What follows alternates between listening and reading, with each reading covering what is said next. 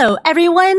Thank you so much for joining me. Welcome to another TLDR video. I'm your host, Voodoo Pickles. Hey, everyone. Thank you so much for joining me. I found out, this is Sheena from Sheena Loves Stories, by the way. This video was recorded back when my name was Voodoo Pickles. I found this on my hard drive, and it was recorded last year. So I'm going through my hard drive, found out I recorded a bunch of videos that I had never edited or uploaded. Isn't that fun? I think that's so fun. So I'm going through this hard drive right now, trying to edit as many of these as I can and get them up online. So they will say Voodoo Pickles, they will say TLDRs when they're long form reviews, obviously, because I ramble for some of these. It's ridiculous. But thank you so much, and I'll talk to you guys later. Enjoy the review. And today we're going to be talking about The Time of Contempt. So this is The Witcher book number 4, but I bought a 5-book Witcher saga series. So this is number 2 in that one. It even says on the thing, Saga 2. The other books, I guess, are supposed to be read before or after. I don't know. It's a Witcher book. And this one's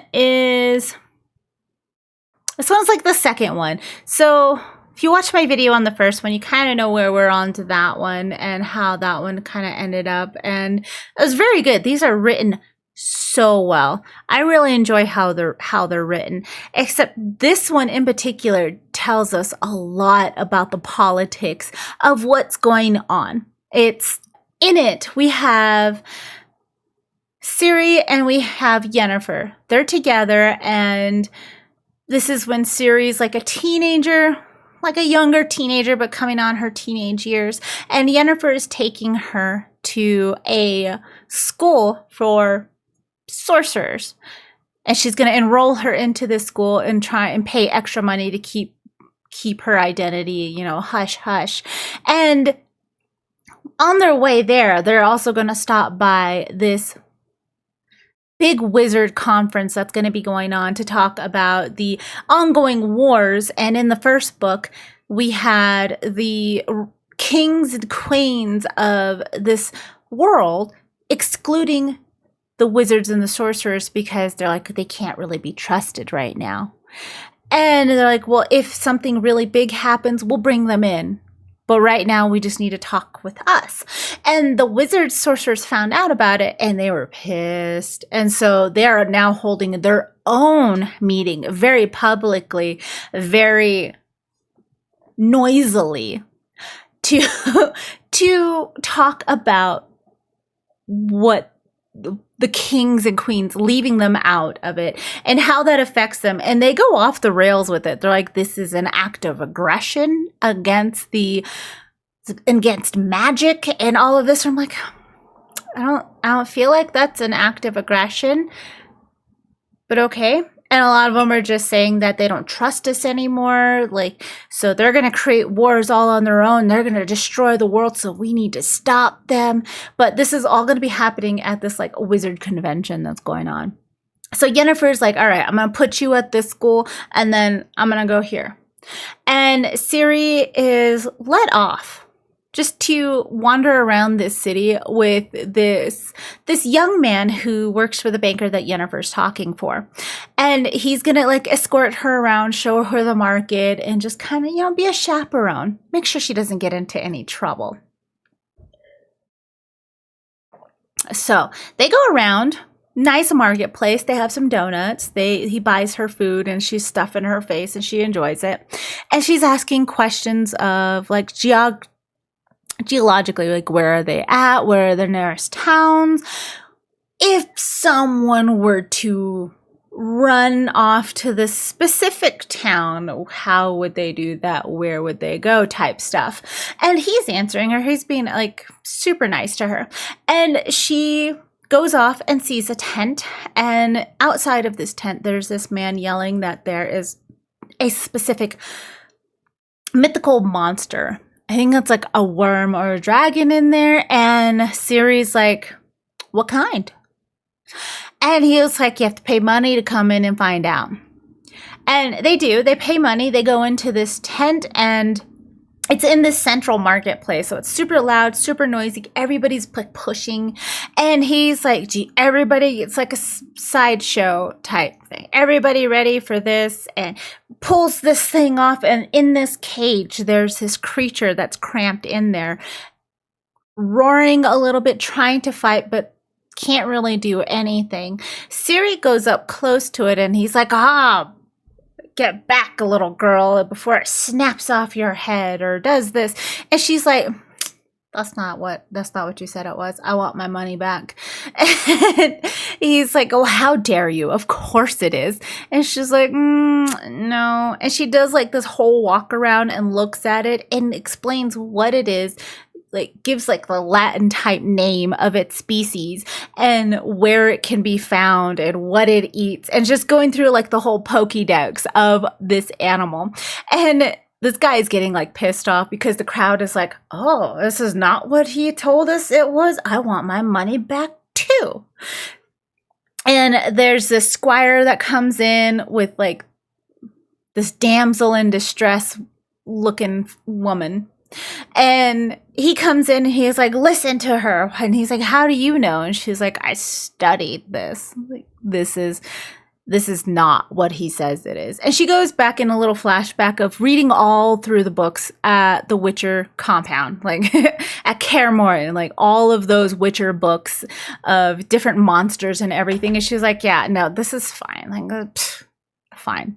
And everybody gets so riled up, is starting to freak out the animal a little bit, and the cage is not really well constructed. So the animal breaks out of the cage, and everybody starts screaming. People are running around. The damsel in distress faints.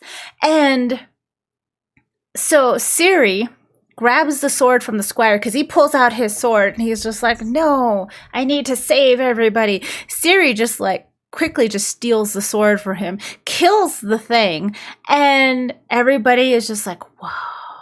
And before anybody can say anything, she's like, "Did you see that? The squire killed the thing. Praise to the squire." And the squire, without missing a beat, is just like, "I guess I did. I guess I did." And everybody's starting to freak out more and crowd in, except for the people who really saw that it was Siri. And the guy who owned the whole place is trying to get to Siri to like beat the shit out of her because he just lost him a lot of money, lost him an animal, and his tent is kind of falling down. So she separates from the kid, tells him to meet her at a specific place, uses an amulet that Yennefer gave her to make her pretty much invisible. It distorts people's perception of her, so people can't see her. And Yennefer told her when she gave her the amulet that if she uses it, that she needs to run, because it will release a lot of magical energy. So other people will be able to sense it. She's like, if she's going to use it, run. So, because if Yennefer is not nearby, she won't be able to get to her in time. But she ends up meeting up with her chaperone, and they're like, whew, everything's going to be fine. And Ciri's about to let him know that she's about to run away when she gets caught by two women, neither one of them of who she knows, and they're yelling at her, berating her, and just talking down to her. And like one of them's holding her ear, and she's just like, who are you? Turns out they are sorcerers from the school of sorcery that Yennefer was going to enroll her in, and they thought she was an apprentice that was already there that snuck out of where they're being housed because the school is being taken over for the wizard convention. So all of the students were moved to a secondary location, and once you're in this school, you're not supposed to have any contact with the outside world. Like you're not supposed to do that. You can write letters to your family and everything, but that's kind of about it. And so they thought she escaped and she used magic out in the open. And so they're yelling at her and everything. And it finally takes the chaperone to be like, this is Yennefer's charge. She's like, you need to let her go right now. before Yennefer finds out. And then they meet up with Yennefer. We cut to after this, where they're all in a bathhouse, and all of the sorcerers are getting nice and drunk. And they're just all kind of lounging around. And they tell Ciri, like, we're sorry. I said I was sorry. I did not mean to mistake you for one of the apprentices. And Ciri's very sulky. You know what? Sonic didn't appreciate that. And so they're in this bathhouse. They're just lounging, hanging out, I guess, catching up. And Ciri sees her chance. She ends up sneaking out to the stables and commanding somebody to open one of the gates. And she goes through, she steals a horse, and she takes off. Because Geralt is last anybody heard from him, he was in a village nearby. Not like directly beside this, but you know, like at less than a day's ride away from the city she was in. He is dealing with a Witcher contract, and so Ciri decides that she needs to see him one more time before she's taken to the sorcerer wizard school thing, and won't be able to see him anymore, as she misses him so much. She hasn't seen him since he took her to the monastery in the first book. So she just wants to go see him. So she takes off. It's starting to get dark, and the squirrels are still around, still attacking people, and she's worried that they're gonna attack her, but she's like, you know what? Nobody can catch me. I got this. I don't ever get lost, which is one of a weird thing with Ciri. She really doesn't get lost as much. She usually finds her way. And so she takes off. She's running. Is that a cat or a person? Percy, is that you? I think it was Percy. So she's running through. She's kind of it seems like she's getting shot at, but she doesn't really know. And it seems that she's having a hallucination of something following her. A man wearing black armor with wings on his helmet is chasing her. And except his eyes start glowing, and it turns out it's the hunt chasing after her. And when she's being chased by that, we also get switched to Geralt's perspective, and he's with Dandelion on this farm and just kind of hanging around. And Dandelion's like, you want to see her, right? Like, this is why we're waiting here, even though this contract's a bust. And Geralt is like, I don't know what you're talking about, being, the stoic that he is. And the person that put out for the Witcher contract is just kind of like, I want these people to be out of my life right now. I put up this contract to appease people because nothing was actually wrong. But it's been days, and it seems like Geralt is just stalling. And he walks outside, and he starts seeing thunder and lightning and things coming from over there. And so he just takes off and he starts running. And we also get Yennefer that is coming after Ciri. And she almost caught up to Ciri. And Ciri finally gets to see Geralt, except she's still having these weird visions and everything. So she faints. And Geralt runs to her. Yennefer runs to her. And the next morning, she wakes up and she's trying to sneak out to go spy on Yennefer and Geralt. And Dandelion's like, I see you. Don't do that. And she's like, what are you talking about? I'm not doing anything. And he was like, you fainted on purpose. You fake fainted, didn't you? And she's like, duh. Which was one of the funniest things. I'm like, no, that seems like a thing a kid would do when they're in trouble and like both of your parents are running at you because you're doing something stupid, and just find Troy and Abed pretend to be asleep. And that's what she did. And she keeps telling them that she wants to see what Yennefer and Geralt are doing. And Dandelion's like, they're over there professing their love. And she's like, I don't think so. So he's like, describe it to me. Describe what you see. And he's like, oh, looks like Geralt is yelling at him. And Dandelion's like, oh, he's apologizing. He's apologizing and telling Yennefer that she is the most beautiful woman he has ever seen. And he is a fool. And Ciri's like, that doesn't sound like him. And he's like, trust me. And he was like, what's happening now? And he's just like, I think Yennefer slapped him and she's yelling. And Dandelion's like, oh, she's professing her love to him. And she's saying that she accepts his apology. And he's making out this whole story for him. And Ciri's just like, I think you're wrong.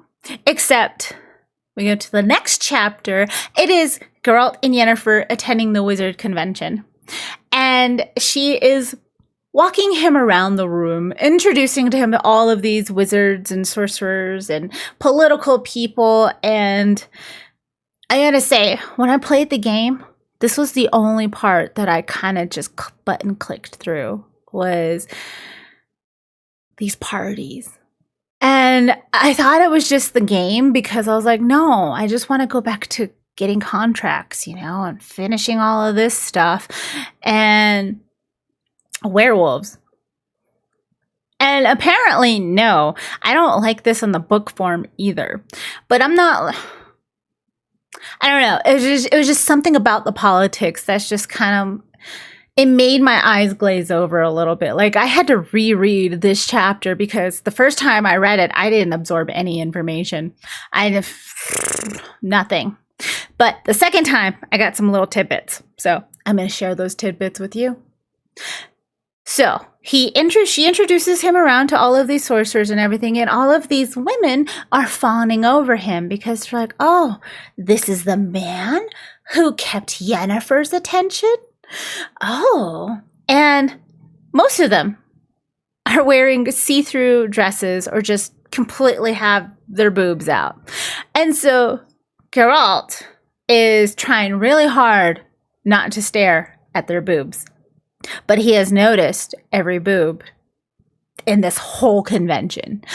And so he's trying not to stare, which annoys them because obviously they wore see-through for people to stare. And he's not staring, so they're just kind of shoving them right up in his face. And he's just like, so it's really, look at that over there. Huh. That's interesting.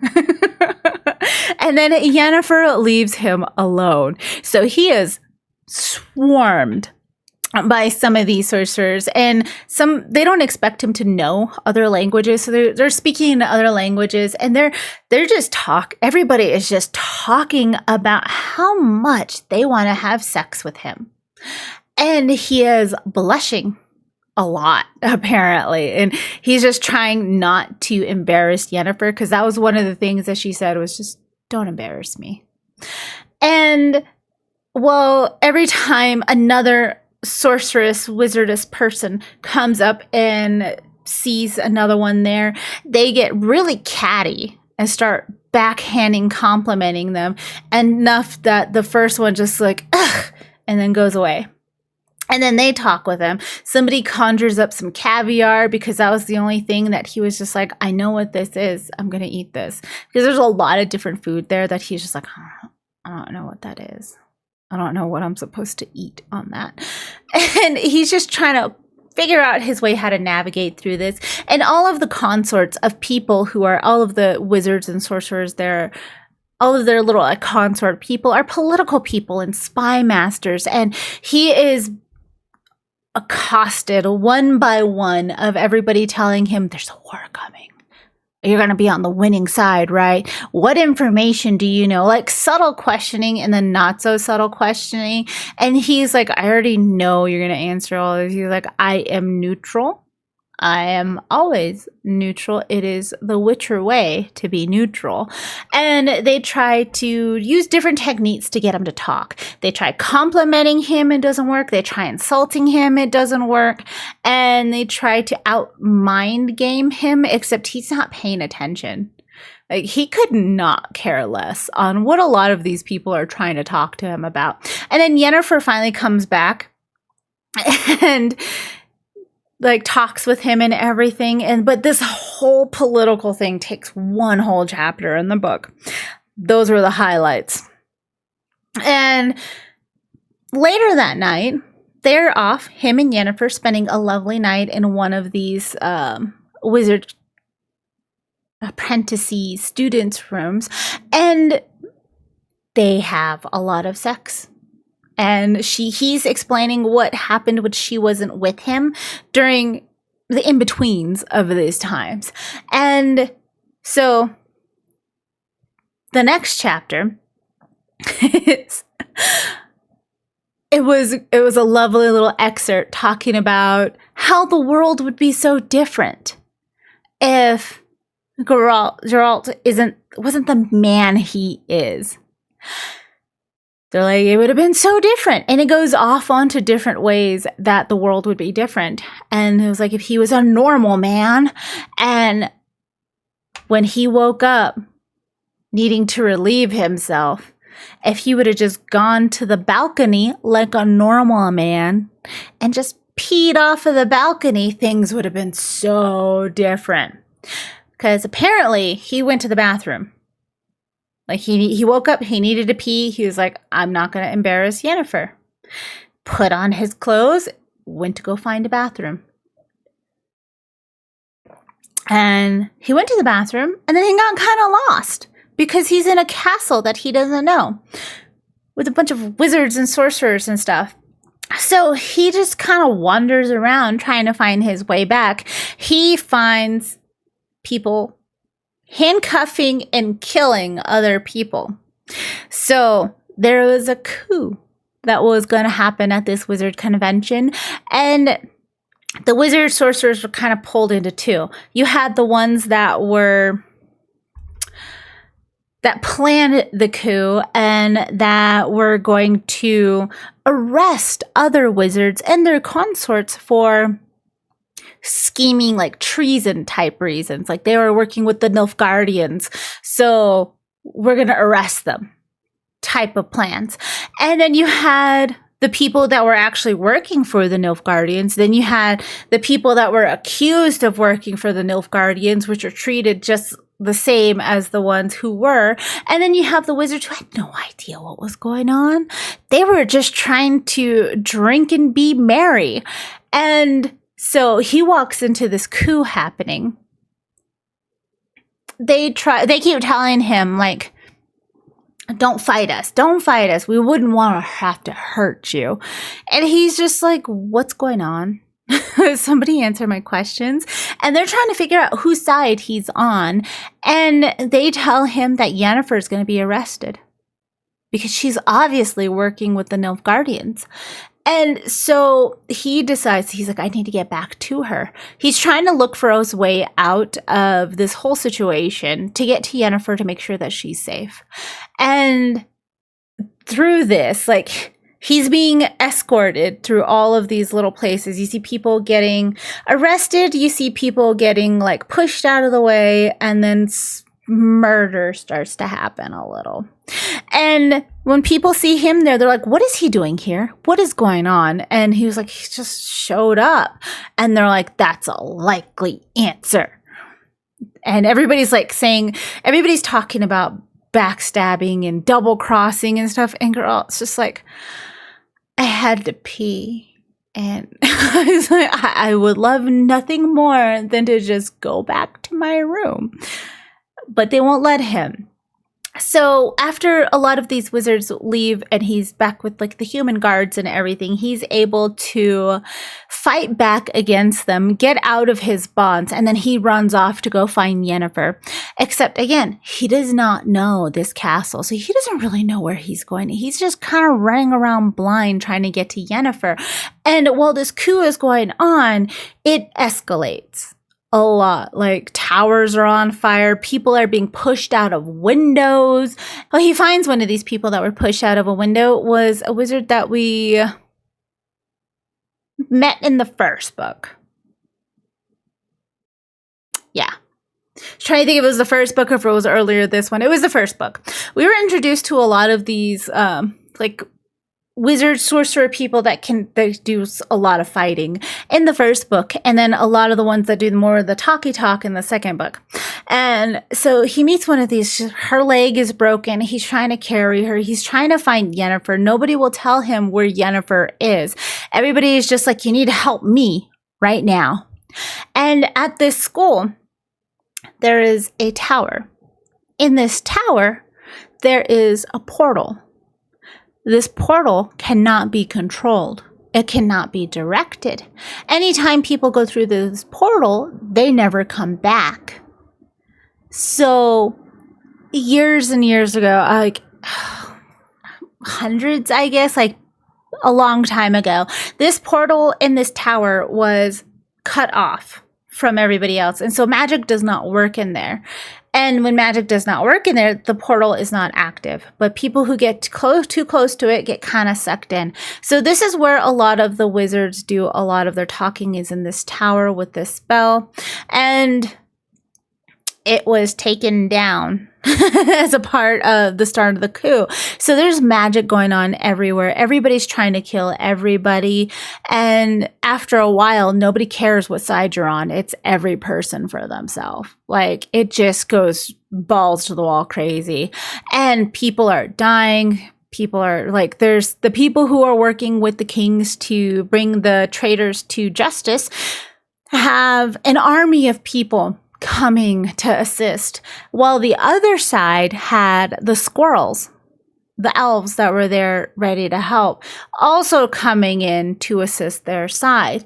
And Ciri is caught in all of this as well, because they tried to kidnap her out of her dorm room, except she woke up and had a weird dream. So she decided she was going to go find Geralt and Yennefer. And she left right before all the shit hit the fan. So she's running around trying to escape. And she sees a man in black armor with wings on his helmet chasing her. And she starts to have a panic attack while she's trying to get away. And she's kind of trapped in an area he's trying to like trap her in and get to her, and she has her sword, and she's just like, there's nothing else I can do. I can't run anymore, so she has to turn and fight. She fights against him, and he's not really expecting it, and she does get to kill him.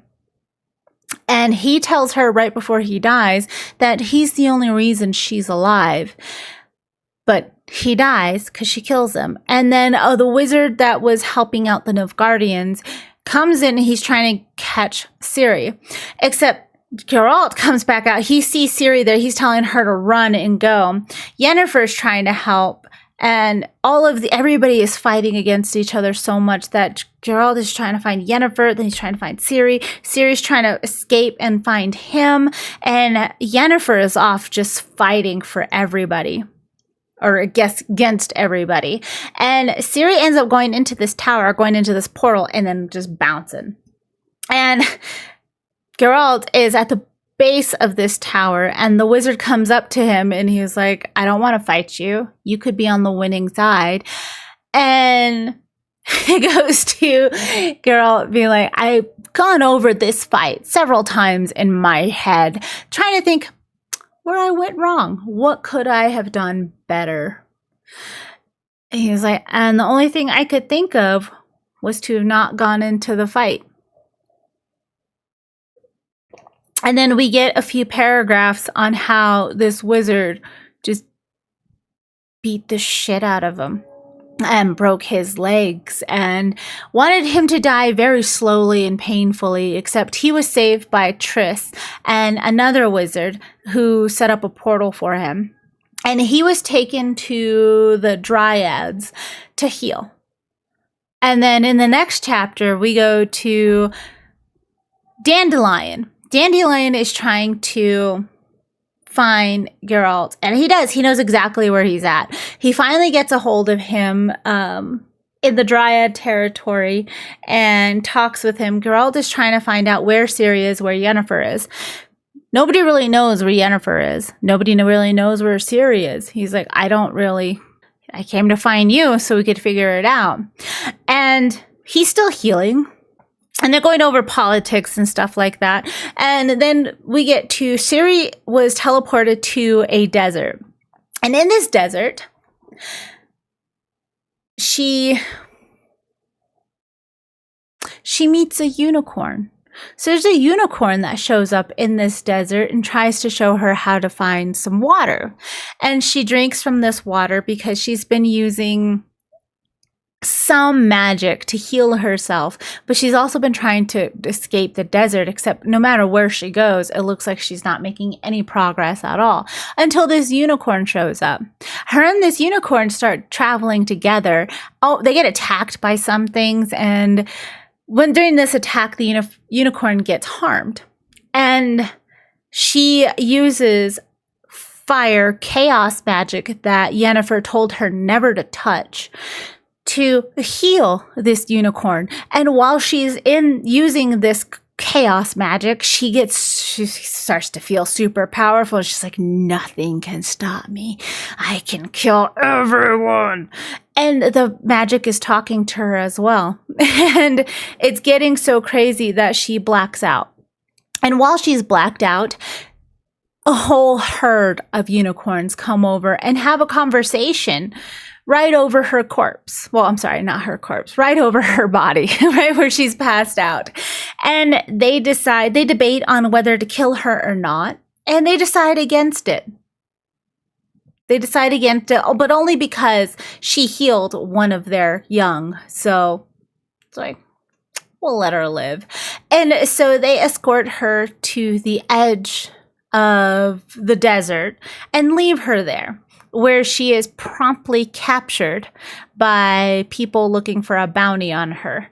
So she ended up south in Nilfgaardian territory and is in this small little wooded area. She gets caught by a knight who is wearing black armor, and he's got black wings, except the wings are different. And so she's not scared of him. And like a couple of mercenaries. And the mercenaries keep wanting to beat her and assault her. The knight keeps her in place, like keeps her protected. And she pretends she cannot understand what they're saying, even though she can. She was just pretending to be dumb. So they're escorting her back to get the bounty that's on her. Except when they're on their way to get the bounty, they cross paths with a blue knight. And this blue knight's armor is set to look like a walrus. And he has tusks and everything. And they see each other and they just start like, it's you.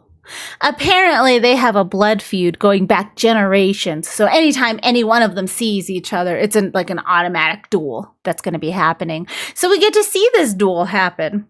It's very descriptive. And I am very surprised by what happens into it. Pretty much, they both end up dying in this duel. And then the mercenaries on both sides are like, well, shit, what do we do? And they're like, well, we might as well take the bounty. We can go back to where this person is and get the bounty. Anyways, it'll be fine. We just need to kill that guy. And so they do. They kill that guy. And then the other guy on the mercenary team is like, aren't you my brother-in-law? So he's like, come with us. It'll be fine. So they're going to cash in on the bounty without the knight. And Ciri tries to make a run for it, but they catch her, and they end up going to this village. This village was taken over by Nilfgaardians, and everybody is suspicious. Everybody's upset because, there's a war going on. And there is another group of mercenaries with a prisoner in the tavern. And the way the village is they want that prisoner executed right then and there, because keeping a prisoner alive is giving them a chance to escape, and that's not the most efficient thing to do. So they go inside the tavern, they meet with this other mercenary group. It's people they know. They're just like, yay, we're all here together, let's drink. The mercenary group that was already in the tavern have caught a rat. There's a gang of misfits called the Rats. And they're just going around town to town, terrorizing the Nilfgaardian guards, kind of being like a Robin Hood thing, like they steal from the rich, give to the poor, and then just cause chaos where they can. And they caught one of them. So this mercenary group's like, we're going to cash him in and it'll be fine. We're going to be sitting pretty on this bounty. And the first mercenary group's trying to be super cryptic about Ciri because he doesn't want the other mercenary group to start getting any ideas. And they go back and forth in this tavern. They start drinking. The rat convinces Ciri to help him escape. He's like, look, you either help me escape or we're all gonna die. And so she does. She helps him escape. And his fellow rats break into the tavern, start killing people, and Ciri gets a hold of a sword, and she's fighting against the mercenary that was threatening to beat and assault her. But she doesn't do the killing blow because she doesn't feel comfortable killing. She doesn't want to kill anybody, but she can defend herself. And so the rats kill them. They all go on horses. They fight the guards on the way out, and they just go. And while talking about Ciri, they're just like, what's your story? And she's like, I don't know what you're talking about. She gives a fake name and everything. She ends up joining the rats, and they cause chaos together. And it gets back to the Nilfgaardians that the gang of rats is no longer 6 rats, it's now 7. And they give a description of what the 7th rat looks like, and it is Ciri. And so they're like, oh shit, that is more things that we have to worry about. And that's where the book ends on that. And I was just like, okay. There's a large emphasis on violence and assault against women in this book. Like it's more up in your face than a lot of books that I've read that have it in it, but it doesn't happen, but it's talked about like it's gonna happen a lot. So that was an issue that I had with this.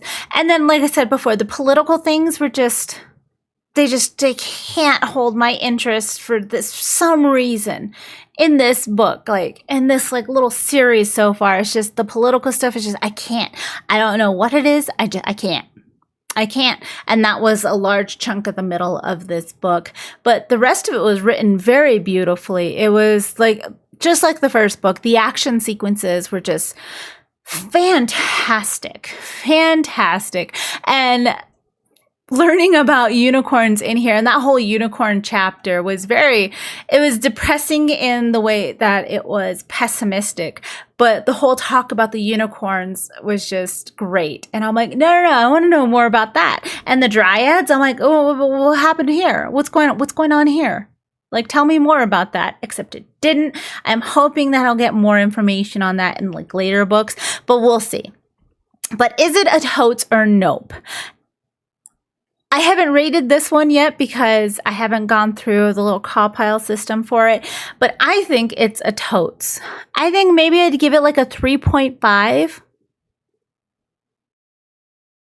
I think I'd be very confident with the 3.5 for this book. It's a definite totes. If you're interested in reading the Witcher series, it's not. So far, I've read 2 books from the Witcher series, and it is I like the first one more than the second one, and hopefully this will be like a little dip and they'll just continue to go up. There's a lot of moving pieces that are introduced in the first book, and in this one, they're kind of focusing more on a more linear type of storyline with it.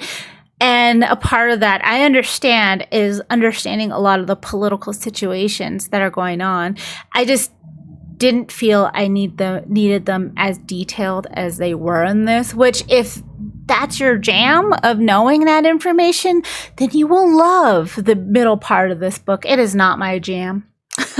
That was the hardest part to get through, but it is, I think it's a definite totes. So thank you so much for hanging out with me. I hope you guys have an amazing day, night, afternoon, whatever it is where you are. If you're interested to read this book, I'll have the link for finding your local library, or if you want to buy it, from how you can buy it from a local bookstore through the internet that is not through Amazon. And there'll also be a link for my socials and everything. Thank you guys so much for hanging out with me. I hope I'll talk to you guys very soon.